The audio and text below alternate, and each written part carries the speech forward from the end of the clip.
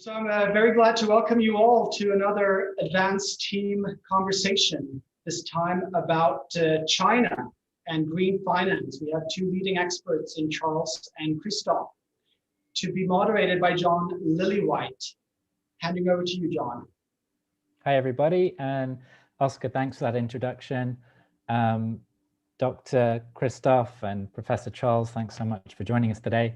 So, jumping right in, I thought we'd begin with a short introduction to both of you, and then talk a little bit about the general themes, some of the general issues and sectors you're both working in, and then kind of deep dive into some of the policy discussions and challenges and opportunities you both work with on a daily basis. So, Dr. Christoph, starting with you, you are the founding director of the Green Belt and Road Initiative, Green BRI Center at the International Institute of Green Finance. So what is that? Right, so what we're doing at the Green BRI Center is looking at how we can accelerate greening of investments in the Belt and Road Initiative. So pretty much all Chinese overseas investments, and how can we ensure that there are conscious of environmental impacts and reducing negative environmental impacts, while of course accelerating the economic development goals. So we're working with a number of different stakeholders in China on the regulatory side, on the financial sector side, but of course also with a lot of the developers themselves, so state-owned enterprises and private enterprises, as well as of course with the necessary or large BRI countries that are receiving a lot of the Chinese investments, and international partners in the European Union and the US. So you also speak Chinese, is that correct? What was your kind of career path into this job, and why did it appeal to you? As long as you don't ask me to speak Chinese here, I can of course say that my Chinese is— that was the next question, but anyway. It's fair enough. I can get by, but speaking Chinese is an ongoing challenge for anybody who has tried to study Chinese. I think it's very well aware of. So I very much admire the people who have studied Chinese and can really fluently converse in Chinese. So my career path is, I've done actually over the last years a number of different things. I've been with the World Bank for quite some time, working in a number of different markets with the World Bank on the advisory side. I was a couple of years at Harvard, and then came from there to China about 4 years ago to constantly work here for the last 4 years. Okay, well, thanks for that introduction. So, okay, Professor Charles Chang, you are the Deputy Dean of Academics, Professor of Finance, Director of the FinTech Research Center at Shanghai International School of Finance, and a member of the finance faculty at the Chinese University of Hong Kong. So could you introduce yourself a little bit, as well as possibly very quickly, just telling us a little bit about Shanghai International School of Finance, I hope I'm pronouncing that correctly, and of course the Chinese University of Hong Kong. No, absolutely. So my name is Charles Chang. I came out to China a bit before Chris. I came out in 2009 from Cornell, where I was on the finance faculty for 6 years. And then came out here, and at that time, really sort of at the beginning, actually, of the so-called new modernization of Chinese university education. And was very fortunate to join another school here in Shanghai, also one of the best finance schools out here, a school called Shanghai Advanced Institute of Finance, where I had the opportunity to meet Chris so many years ago. And then in 2017, we founded the Shanghai International School of Finance. Again, very fortunate to receive what was at that time the largest single donation by a Fudan alumnus to start this school, with the express goal of establishing a global first-rate finance program, both in terms of the educational offering and of course in terms of the research. And so what we do here in that regard, in that aspect, is both academic research, my space being FinTech, and in applied and policy research. And that's something that has been very important to us since our founding, and was really one of the stated goals of both our donor and of our university when we started this all, and that is to have and to provide a global perspective and potentially global leadership in our research, particularly in my case in FinTech and in policy. And so, quite a lot of what we do here is to look at things like Belt and Road, being, a primary outreach initiative on the part of the Chinese government to have a positive and sustained impact on the region, and to figure out, how to do that right. And as Dr. Untitled pointed out, how to do that in a sustainable way, and how to do that in a sort of win-win for the economies, for the people, and of course for the environment as well. So those are the types of things that we do here, and I want to thank you guys for inviting us and having the opportunity to speak with you guys today. Yeah, so thanks for that introduction, and we'll get to the BRI in a minute. I'm sure a lot of our listeners are already familiar with it, but I think both of you are approaching it from a perspective that's a little bit unique. But just as a very quick aside, so in 2005, I was at law school with a lot of students from Hong Kong and mainland China who would later go back to kind of, join the judiciary or policymakers in Beijing.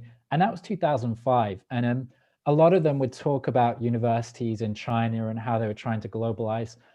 What's your perspective on how the kind of Chinese university system as a vector of globalization has shifted over the past 5 to 10 to 15 years, as a quick aside, because I think it is interesting. No, I think there's been a lot of gains. I think, first of all, of course, is bringing the talent. Okay, and I think that had been a real issue, right? Right. Just in terms of pay scales and benefits and all these sort of things. Of course, the intellectual property aspects and so forth. And I think a great many strides have been done there. I'm a U.S. citizen. I was born in Boston. So, I am not a Chinese national, have never been. The vast majority of our faculty here at Shanghai, likewise, all of them studied and got their PhDs abroad. Many of them taught abroad for a number of years. Many of them are not, I should say most of them are not Chinese citizens. And so I think that's number one, was to bring the talent. You can hardly expect to deliver a top grade education without having top grade faculty. And then of course, the additional outreaches, right? With the partnerships, joint degrees, as you may know, NYU has a campus here in Shanghai, 20 minutes walking home. So absolutely. So there's been incredible outreach in the last 10 or 15 years. Yeah, because historically, that's been a very big problem in this part of the world. So not so much in the UAE, but in the Levant, you have kind of massive brain drain of the best, and the brightest students going abroad to foreign universities when they can, getting great qualifications, great experience. The problem being they often don't come back. And I think that's slowly, possibly, hopefully just starting to change and have an impact, particularly in the UAE, actually. Okay, so moving on to quickly introduce the Belt and Road Initiative. Now, I'm sure you both get bored about, explaining what the BRI is, and we won't have to go into it in too much detail. But I guess the main point is this is a truly humongous project. In 2013, Xi Jinping announced the investment program. And according to a talk I listened to by you, Dr. Christoph, the total worth of the BRI is more than World Bank, IDP, AFTP, ADP, and several other funds combined. So the point is, this is a massive undertaking, and it's a global undertaking. That's correct. So I think you covered some of the main issues of the Belt and Road Initiative. So it was announced in 2013.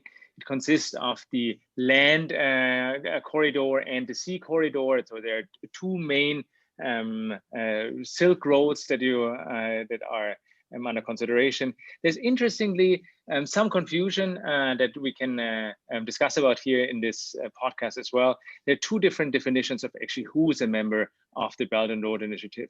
So there's a definition which is the countries along the Belt and Road Initiative. That is mostly 64 countries that span from China all the way to Europe. and touches a little bit the African continent, with Egypt being part of it. That's one definition that is officially used. I like the other definition more of countries that have signed memorandums of understanding with China to join the Belt and Road Initiative or to cooperate under the framework of the Belt and Road Initiative. Now that's, of course, much more explicit, where countries actively decide to become part of this framework. And it's not only about investments, it is about much broader cooperation. So facility connectivity, more seamless financial transactions, also people-to-people exchanges. So there are the 5 pillars of the Belt and Road Initiative. It is much broader than just investments. And it's, of course, the goal is often depicted as a present of China to the Belt and Road countries, and ideally to the world, and that it's very, very open. Of course, it's a Chinese initiative, and of course, China has some both economic ambitions with the Belt and Road Initiative, for example, to improve trade relations with the Belt and Road Initiative countries. It also has, when it does investments, of course, has financial interests when it does these investments. And it, of course, also has policy goals to strengthen political relationships with a number of these countries.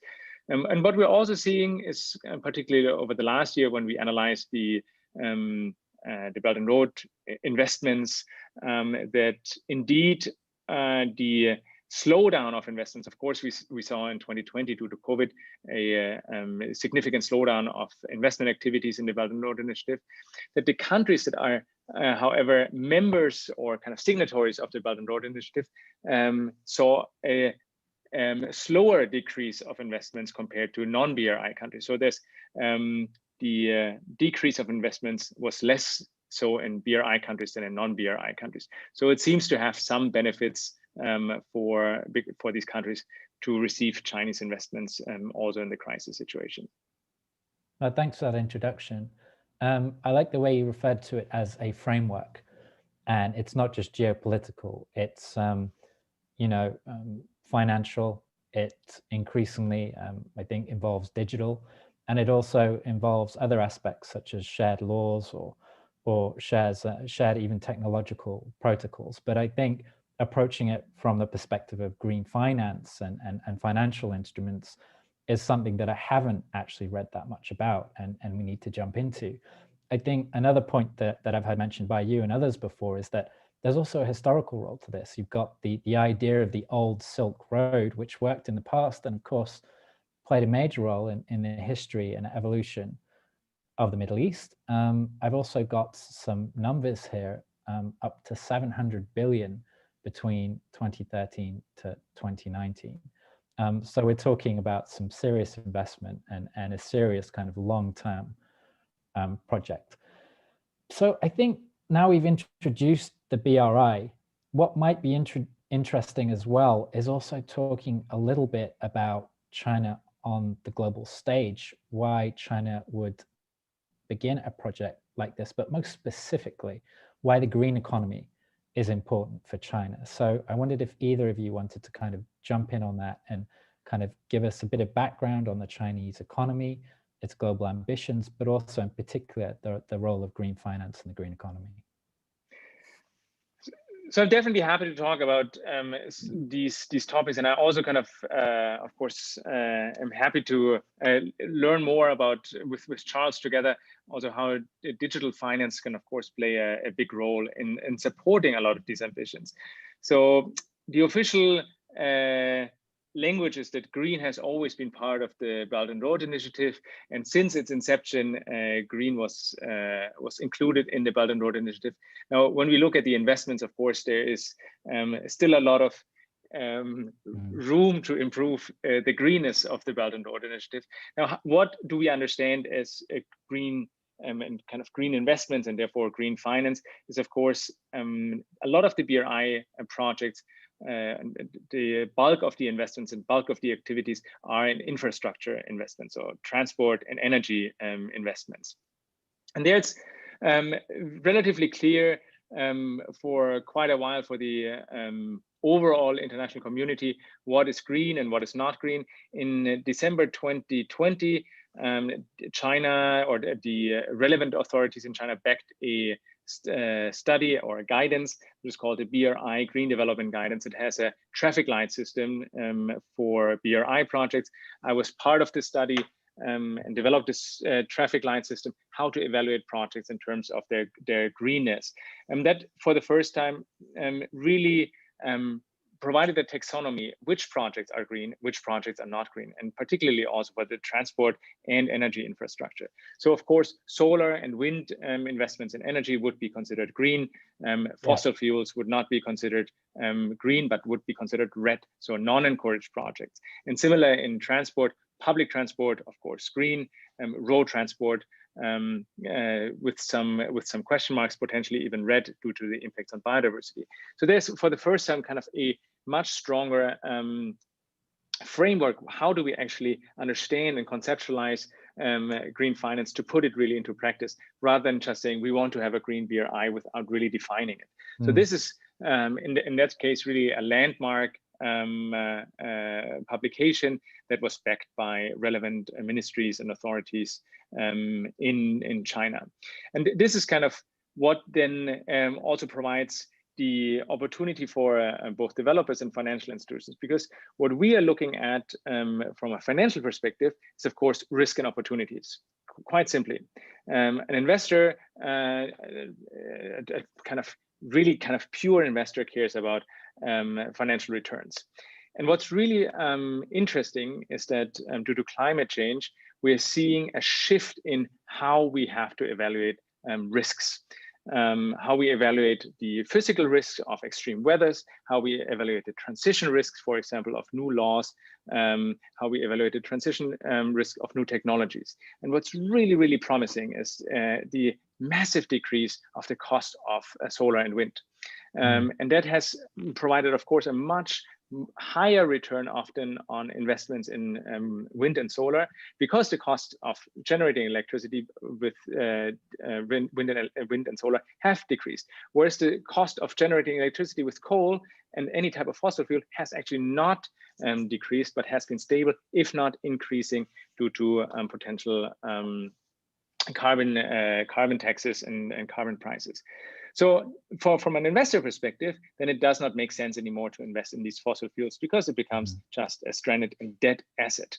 And so this is what we're trying to really understand, and also try to include those considerations into the financial decision making, and also supporting the relevant regulators to really conceptualize how do we evaluate brown risks and green opportunities in the financial sector and in our investment decisions.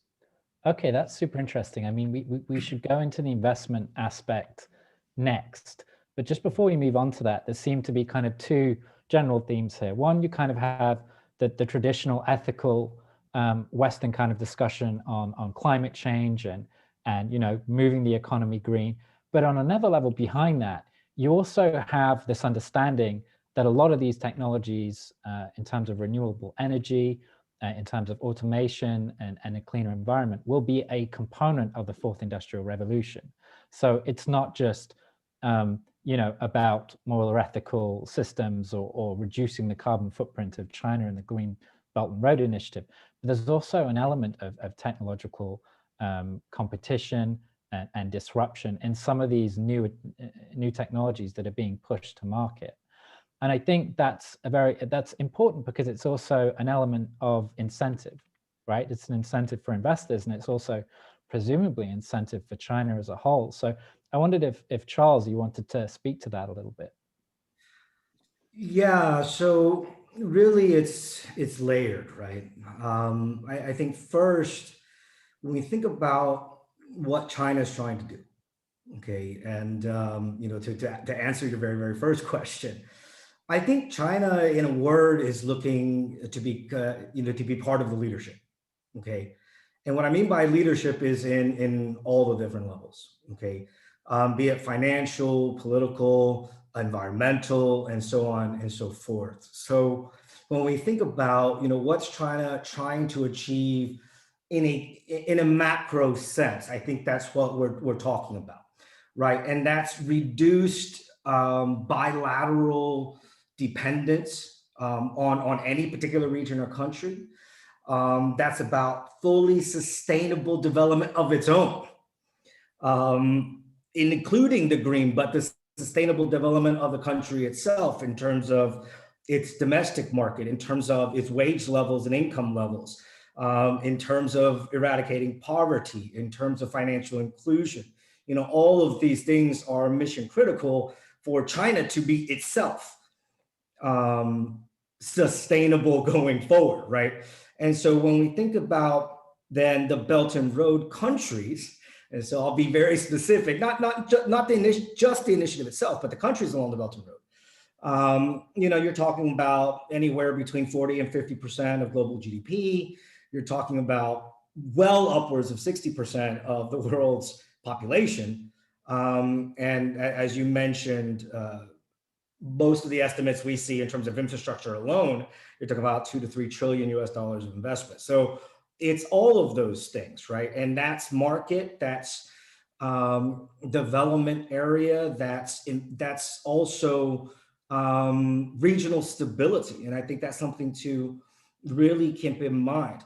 You know, when I started to learn about the Belt and Road Initiative and talking with senior officials and so forth, strangely, the term that came to my mind is ecosystem. It's about, God, I'm going to sound way over romantic on this, but it's about a joint destiny, right? It's about saying, look, we're going to grow as a region together. China is a machinery that generates all sorts of opportunity, all sorts of markets. You know, take your product, multiply it by 1.5 billion, what do you get, right? And we can be an engine for development for the region and for the Belt and Road countries. And how do we intertwine, right? How do we build this into an ecosystem? So to give you an example in terms of green, right? So nobody does hydroelectric like China does. And you don't have to spend much time at the Three Gorges Dam to see that. And that's something we become good at. We know how to build dams. We know how to do hydro. There are many, many countries along the Belt and Road that are housed within mountainous regions that have great elevation drop and water mass to come through and turn turbines. And then the question becomes, well, how can we do that, right? How can we be part of that development, both from the perspective of the knowledge transfer, bearing in mind that we're not going to run these power plants, right? We're going to help you build them and develop the tech for yourself. But that's about sustainability within your own country. And then, like, as Christoph pointed out, how are we going to finance this thing? And that's where I think a lot of the innovation in the finance area that China's trying to do now is going to play that role, right? So for example, when we talk about things like, you know, the CBDC and the opportunities to do direct R&B digital investment in Belt and Road countries. Now we're talking about, you know, offering financing almost instantaneously, you know, reducing the reliance on US dollar, offering an additional financing tool for SMEs, and so on and so forth. Beyond that, as we talk about, you know, blockchain technologies that are being developed here in China, now you're talking about opportunities to do fractionalizations and securitizations of large-scale infrastructure projects where the local economy is included in the financing and the development of these green technologies. So it's no longer about China drumming up investment for a hydroelectric plant in country A. It's about how can we chop this up into small enough pieces where the local economy, which is the beneficiary of the green technology, how do we get them to be able to engage in that financing task and in that development?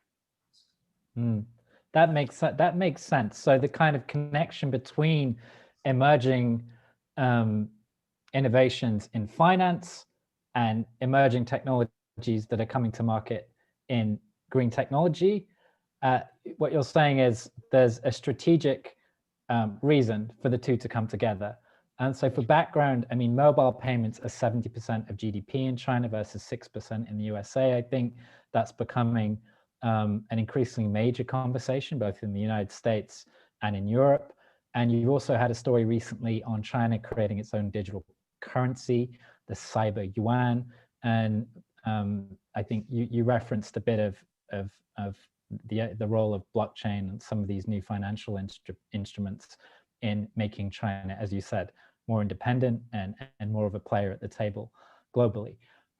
But I guess, you know, just on a very basic level then, what synergies do you both see? Because you've clearly spotted some opportunities here or some very interesting shifts in how the world is working between the evolution of FinTech and the financial market, specifically in China, and China's ambitions for the BRI. Well, Charles, you should go. Yeah. Yeah, no, I'll just talk quickly about one example, right? And that's been super hot lately is this green bonds market, right? And these green bonds are now becoming a very popular financing tool.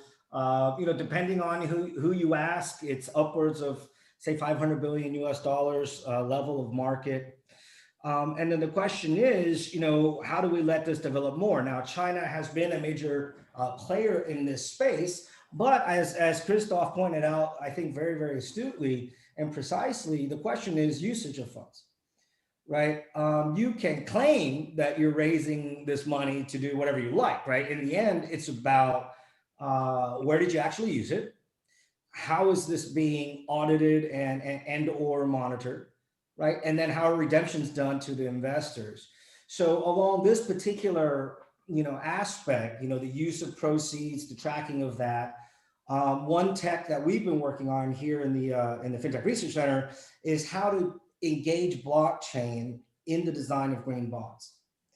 And in doing so, allowing now and enabling more than just sovereigns or pseudo sovereigns to play in this green bond area, but to allow corporations and you know, other regional or even local public entities to say, look, we know we don't have the credit of a sovereign entity. We're not going to argue that. What we're going to say is we're going to be ultra transparent. We're going to track everything. We're going to distribute a ledger. We're going to share all this information with our investors. On top of that, we're going to do, you know, smart contract, regulated and governed payments and distributions. Involved with that, then you can have all sorts of monitoring plays. So for example, let's say you committed in accordance to international standards, let's say you committed 95% of my proceeds will go towards a green technology. But instead, as the ledger then will show and every expenditure of dollar is tracked, turns out you only did 85%. Now the smart contract goes into play and says, okay, well, you were paying a 5% coupon. You're going to pay a 7% coupon now. And that doesn't have to be monitored by anybody. That doesn't have to be signed upon a new contract. That doesn't have to be renegotiation. That's straight in the smart contract, automatically kicks in at appropriate intervals. And now there's a real penalty, right? There's a real penalty to the issuer to say, hey, it's not just some standard I'm supposed to follow. In fact, it's going to be linked directly to the cost of servicing this debt to me. And by applying that blockchain technology, and you know, I'm sure we all know how those things work. Basically, number one, everybody's going to see the ledger all at the same time, including regulatory bodies. And then with the smart contract technology, we're going to implement whatever enforcement details that need to be set in straight away. And these are things that then are set up at the active creation at the genesis stage, so that every investor will know, hey, these are rules of the game. If they don't follow these rules, these will be the things that are going to happen. These are going to be, you know, my remunerations, the ways that I'm going to be able to, you know, get back whatever is coming to me in terms of me wanting to support green initiatives and maybe you not doing it in such a scrupulous way, right? So So I think that's just one example of how these green initiatives and the technology, the finance technology, may be coming together for the benefit of both, right? And once we lower the risk of green bonds, once we can show that, that they're really going to be used for green initiatives in an enforceable way, maybe that makes them more attractive to investors. Right. Builds the market for everyone. Yeah, so there's some real innovation, real world innovation happening there. I mean, it's not just policy, but I guess a question for you both, particularly Dr. Christoph, is how do you invest stakeholders in this process because it's new? And is that about writing policy? Is that about bringing people together? Is that about regulation? Particularly as you're looking for investment, and you're looking for people to support this with financial backing. How is that process going? Is it an uphill journey, or are you beginning to get momentum? You're beginning to bring stakeholders on board. People are beginning to understand what you're trying to do. And also, is that process restricted to China? Is it easier to bring people on board there? Or are you really having a discussion that is, multipolar in different countries? That's a great question. And I think how to bring people on board is always by providing them a benefit. And who's having the benefit? If it's the investor, they will drive it. If it's a policymaker, because it's a public good goal, of course, the policymaker has a role. I want to kind of also add some more examples to Charles and how we actually see the use of digital technology and digital finance to drive particularly also greening of investments, not only in the BRI. And I think that's a more broader aspect. The core of blockchain technology is, of course, the kind of it's not alterable. That's kind of not kind of without it's not without broader consent. So you can't tinker with it. And I think that's in many ways the main advantage. Many other things can be done actually in a much cheaper way, because in the end, blockchain technologies require massive amounts of energy. It's not that blockchain technologies are actually per se green. Blockchain technologies per se are actually quite energy intense. That's quite ironic. It's absolutely so it should be used for what it can be used and for where it actually brings a value add. It does not bring a value add actually to most of the things that blockchain enthusiasts are necessarily talking about. This can be done with a simple database, and we don't need this massive distributed ledger with so much computing power. Just to give you related to blockchain, but China itself is responsible for about 70% of the Bitcoin operations worldwide. Right. Yeah. And there was a paper in Nature just published this year in 2021 that by 2024, the blockchain operations, and particularly Bitcoin operations of China, will just the carbon emissions from the Bitcoin operations will be equal to the carbon emissions of the Czech Republic and Qatar combined. So we have to Wow. really make sure that not changing one kind of dream for actually a clearly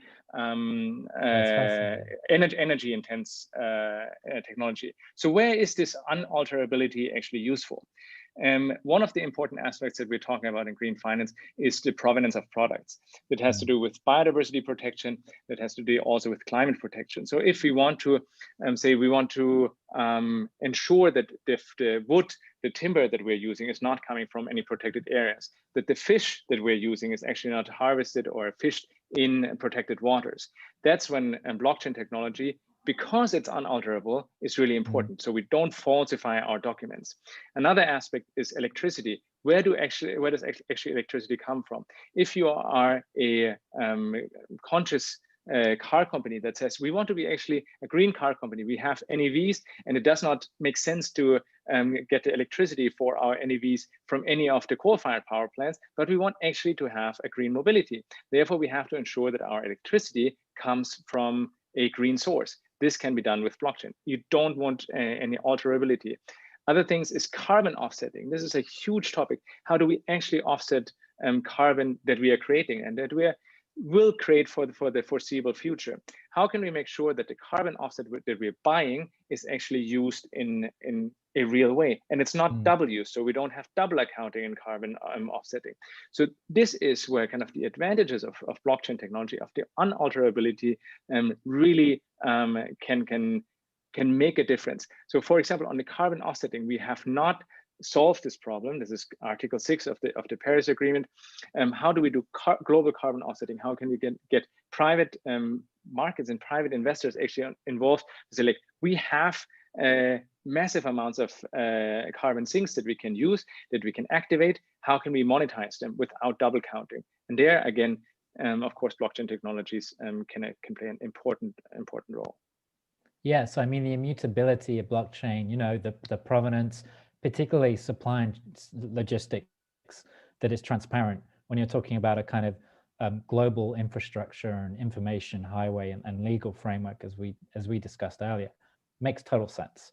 And also how you describe that fitting into aspects of the green economy, I think that now makes sense to a lot of people listening. Certainly made sense to me, and it sounds really exciting. I think the bit where people get, whoa, you know, this is technical. This is a jump above that, is the financial element, the financial instruments, and I think it's a difficult conversation, but I think we're gonna kind of muddle through it, if you don't mind. So I'm reading about that's what Charles comes in. Great. Okay, Charles, let's have a bash at this then, because I'm reading here about the role of central banks, and I've also got some background on Professor Wang Yao, director at the International Institute of Green Finance, who recently commented on the Green Central Banking Scorecard, which aims to assess central banks' performance. And she noted that central banks are not incorporating climate change related risks or policy frameworks, that climate change is possibly a threat to financial stability. I think we've referenced that early. And also talking about supporting the development of green finance, including new monetary and financial policies. Now, I think we've talked about the blockchain, we've talked about all of this, but you've got this idea of a new financial ecosystem. How does that fit into all of that? What is the role of central banks? What is the role of China's growing market share in crypto? How does this all fit together? Because it is confusing. All right, I will take that question, Charles. I will start with that. So there's some interesting developments over the last years in the role of the central bank. So what is the role of a central bank? It's actually quite simple. The role of the central bank is the stability of money. So we don't have high inflation or we don't have deflation. So the stability of money in a system. And so what they kind of have been looking at is kind of the monetary flows. How much money do we actually have in the system? How is the import export to also have the currency risk? So that's all kind of part of the central bank. And what really drove the kind of recognition that climate change and broader ecological crisis have an impact on monetary stability was actually Mark Carney, and also in many ways PBOC, the People's Bank of China, in 2015, when they started to do more research on what is actually the climate risk on the financial system. And so the Mark Carney, together with Michael Bloomberg, then set up the Task Force for Climate-Related Financial Disclosure that looked at different types of risk that kind of come from the micro level, so from the financial sector, then all the way to the macro level for the overall macro potential stability.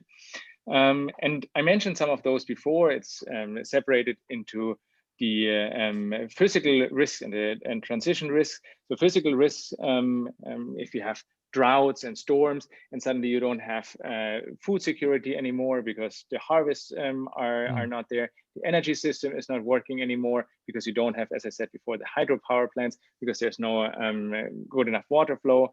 And then you have transition risks, which are much more on the regulatory side or on the technology side, or also on the market behavior side, so that consumers don't want any of the dirty products anymore.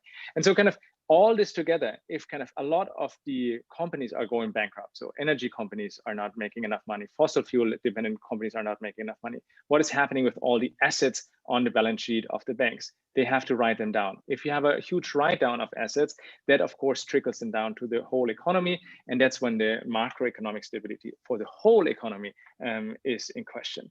And the changes in climate change are happening so fast that this is not something that you can slowly adapt to. This is happening really faster than anybody of us expected.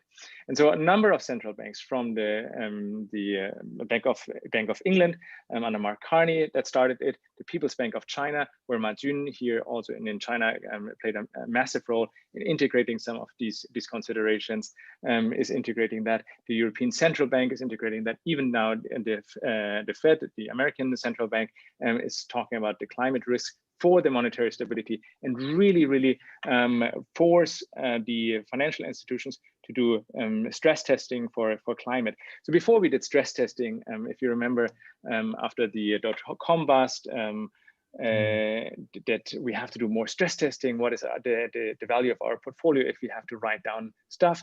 Now it's really about climate stress testing, and that this is becoming integrated, an essential part of the duty of financial institutions mandated by the central banks. Also, the PBOC, the Chinese central bank, just announced it actually last week that they will integrate that much more strictly into the management of the banks. So that's an absolute shift in mindset that we have seen over the last 5 years.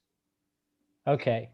However, we are not there yet. We are kind of what Wang Yao, who's my dear boss, said. We are not there yet. Kind of, we are just at the beginning to really wrap our head around the system. So there's a network which is called the Network for Greening the Financial System, NGFS, that is a conglomerate of the relevant central banks that tries to understand how do we actually evaluate these climate risks? How do we possibly also include broader risks like the loss of biodiversity into our risk models that we have to do?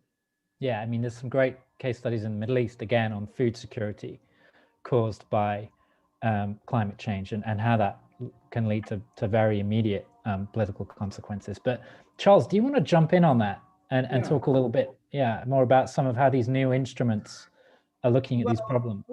Yeah, with respect to the CBDC in particular, right?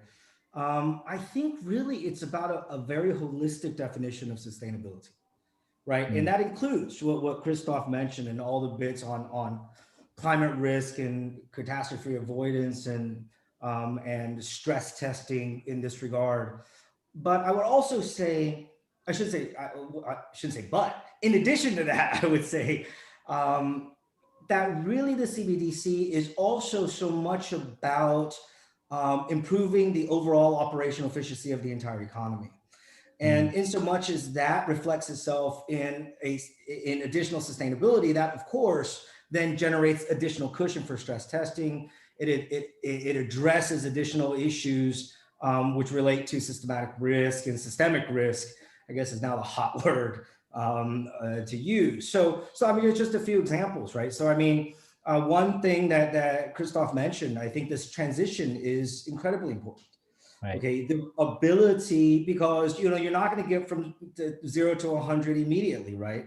And as China now is, let's just use power as an example, transitions away from coal, which ironically was in its earliest versions of its green initiative were relatively green uses of coal, which I think makes some people laugh. But it's that transition, right? How do we sort of step by step, right, incrementally move in the right direction? And one of the things that CBDC does and has already been shown to do here in China is it allows you to do directed subsidy and directed financing so much better than with cash, right? So you look at the counter example, let's just look at, COVID relief, right? So if you look at the United States, you see just an avalanche of mistakes, right?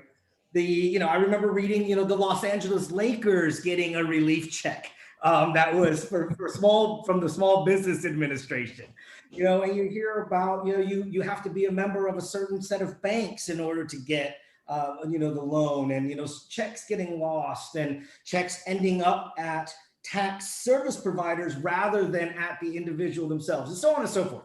And that's just a paper system, and that's how the paper system works. It has to matriculate its way sort of one step at a time. Whereas the CBDC allows you to direct to individual wallets. It allows you to connect with, a whole new level of financial inclusion. And of course, not just in terms of QE, but in terms of financing, bank accounts, small business loans, so on and so forth. So I think number one is that it's the ability to do sort of target linked, if you will, financing on a massive, almost into the individual level scale. Number two, I think it then enables a system of ultra high liquidity and of ultra high efficiency. So you mentioned a number before, which actually is part of a report that we put out just this last month with regard to third-party payment, right? And as you said, mobile payments about 17% of GDP here, but outside of mobile, all of online payments now more than double that, right? So it's interesting. A very space. Right. And importantly, if you look at it, mobile payments are directly linked to online commerce, which last year, even during COVID, grew, depending on who you ask, let's say 20% in China versus, of course, a negative number for offline commerce, right? So if you put those two things together, you'll see that the virtual payment or the third-party online payment becoming ever more important as the entire market changes, the economy changes, and how people are now shopping and so forth. And then the CBDC then becomes even that much more important, right? As it links in with guys like Alipay and WeChat Pay. And don't forget, right, there's still Union Pay, right, which is now linked directly to the main banks here in China. And when you put all those things together, now you're talking about an ultra liquid, ultra fast moving, ultra low cost, ultra efficient way to move money around, not just within China, right, but now you're talking about cross border. And wow, as we talked earlier about now in terms of project financing, not just consumption, right? So I think when we think about the CBDC, it is appropriate to also, I think, to think more in terms of not in addition to the green aspect, but also the additional sustainability aspects of it, which then enable all of the other positive benefits. Yeah, I mean, it's such a complicated but interesting discussion because you have the points on efficiency and the points on scalability and trust and why new instruments are needed. But also beyond that, you also kind of have this new global consciousness or conversation about dissatisfaction with existing systems. My generation, and in particular the younger generation, grew up during a financial crisis in the West. We've increasingly grown up, not so much in the developed, but particularly in parts of the developing world, seeing climate change causing issues and perhaps caring about it and seeing it as a real world problem more than the generation before. And I had a call, a very strange call at Christmas, where we had some Shanghai-based crypto entrepreneurs and some quite high-level American blockchain developers who they'd worked and pitched to Tim Berners-Lee and others, and then some Middle East entrepreneurs on the call. And it was such an interesting call because in a way they all kind of had similar values, and obviously there's some other things in the background, but the sophistication of the Shanghai-based team, in particular in this technology, there was a point at which my American friends just sat back and kind of said, well, we'd love to learn from you, which was just, and it was a really interesting kind of discussion. And of course there were also philosophical differences in terms of the technology. So in America, you kind of had the libertarian blockchain community, freedom on the internet. But then you also have the guys who want to create new financial instruments, new financial structures. And then in China, you have very advanced technologies, but some different philosophies behind it as well. But I guess the point is how these new systems are being layered connects into so many things like development, like climate change, like sustainable finance in the future.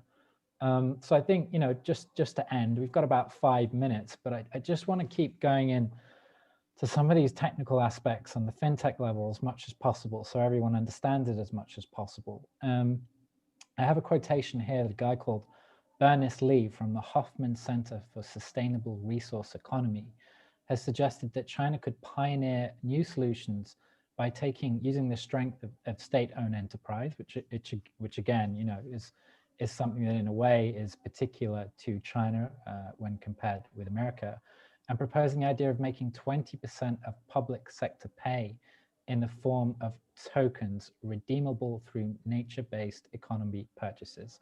So one of the reasons I brought that up, one is to give a sense of how quickly ideas are shaping in China, particularly as Dr. Christoph mentioned in terms of, you know, the rate at which crypto is growing, but also, you know, how realistic are some of these solutions? How far away are they? The idea of investing or being paid in tokens.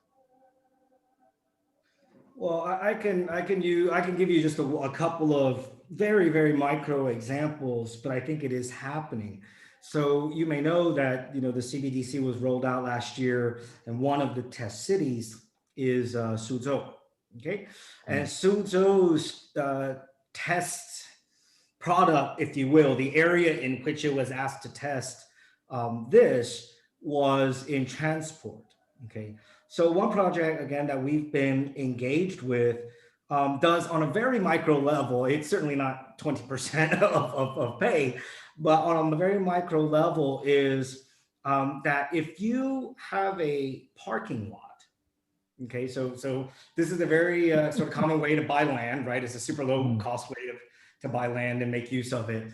But if you are able to track, and this is where the blockchain comes in, you have to prove, okay, that on a, I forget what it is, monthly or however weekly basis or what have you, that you have installed and make use of X percentage of charging stations, okay, then you get a certain part of your licensing fee and taxation waived. Furthermore, the people who use these stations, okay, and again, they have to swipe a thing and it goes to the digital wallet, they get that money replaced to them if they can show that they have been in fact parking in a partnered garage, and they were in fact parked in a charging station and charging, and they were paying for it and so forth. So you can imagine this is a lot of information that's got to get traded now, right? So the car has to actually be parked in that garage and has to be charging their car, right? That of course is easy to keep on the ledger, but then that needs to be reported simultaneously with the garage itself, right? In this case to the blockchain, and everyone is then awarded through the issuance, in this case, of CBDC, or basically a coupon in the form of CBDC, if you will. Okay, so of course that's a very small example. That's nowhere close to. No, that makes total sense. Yeah. But we're already seeing things like cities moving to pay their public employees only through digital currency, and that makes it possible for you to do these sort of programs. Wow! So the cities, I mean, so in Dubai there are case studies, and in the States as well, people looking at, you know, connecting IoT into smart apps, into decentralized ledgers, and then possibly laying crypto payments in on top of that. But if people, I haven't heard any case studies of people actually being paid in tokens. Is that something that's coming in China? Well, in this case, it was basically coupons laced on CBDC. Right. So not in a true sort of token. So the blockchain is there just for information, not for the issuance of the token. Okay, interesting. Well, look, I guess to round things off today, I thought we could finish this with some quick stats. But since 1990, China has grown its GDP by 40 times. GDP per capita by 32 times, according to the World Bank. Its emissions have grown between 1990 to 2020. China increased its emissions from 2.4 billion tons to over 10 billion tons, making it a country with the largest absolute greenhouse emissions, surpassing the EU in regard to per capita emissions in 2016, despite a GDP per capita of about 40% of the EU. Now, there's a lot of media out there on competition with China, but some of the things we've discussed today in terms of green finance and FinTech would also suggest that collaboration, technological and policy collaboration with China could also be a way to offset some of these other tensions. What do you think are the opportunities for global society and international stakeholders to learn from some of the case studies, rather than being threatened by them, that are taking place in universities and cities in China? I think that's one of the big areas of cooperation, and in the world it is, of course, right now going into a number of different conflicts, particularly over a number of issues with China, between the West and several Western countries and China. One of the areas where we continue to see very strong cooperation and cooperation interest from all sides is actually green finance. So developing common standards on green finance was just announced again today by the People's Bank of China, that they want to do that with the European Union, that they want to finish a common harmonized green finance framework. The G20 working group on green finance was reactivated about a month ago with the co-lead of the US and China. So this is kind of, the green finance is kind of the minimum cooperation mechanism, which seems not to be so competitive, because we all agree financial flows are important. Financial flows keep us fed and keep our economies somehow turning as much as we like, and we need to do green. So I think there is kind of this common understanding that this is a global good, no matter kind of on the technological competitions that we have, on the information control that we have that comes with some of the digitalization aspects. Kind of the concept of green finance is really something that brings together, and still to today really, China and the world, and is a platform for cooperation. On many of the other things, I think there's more competition, which can be good, because of course competition also can lead to innovation, and ideally the best product may win, and not necessarily only the product that is coming from the largest market. But of course, kind of from a cooperation point of view, I really am happy to see that green finance has such a strong following and a strong cooperation potentially internationally. So Christoph and Charles. I'll just add very quickly, I think what an amazing opportunity. I mean, just looking at us here, right? To cooperate in meaningful ways for the betterment of the entire planet, right? I think, as China announced, trying to make sure it gets to its carbon peak by 2030, rather than commenting on whether that's possible or not, I think let's all try to get it there, right? Let's all try to get it there. And what an incredible accomplishment for China, but for mankind, should China be able to do that. Further, I'll say also that when it comes to the green finance, I think people can view China as a giant sandbox, in the sense that with the support of the relevant authorities in Beijing, I think China is able to give you a kind of a sandbox and lubricate and facilitate innovation in a way that may be difficult in other countries to do. And it's able to do the thing that China's always done. And that is, again, multiply your product by 1.5 billion. And when you launch something in China, you may get to that critical point faster, and then you can go and you can do it, worldwide.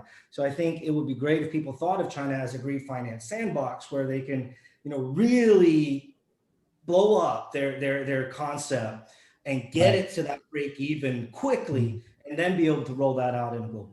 I mean, that's why I asked you about universities earlier, because, the issue with that sometimes is access, right? Because I heard you talk, I think, on a previous interview about that sandbox technique and the role of state-owned enterprise in in really incubating a lot of the payment infrastructure that's scaled so quickly in China today.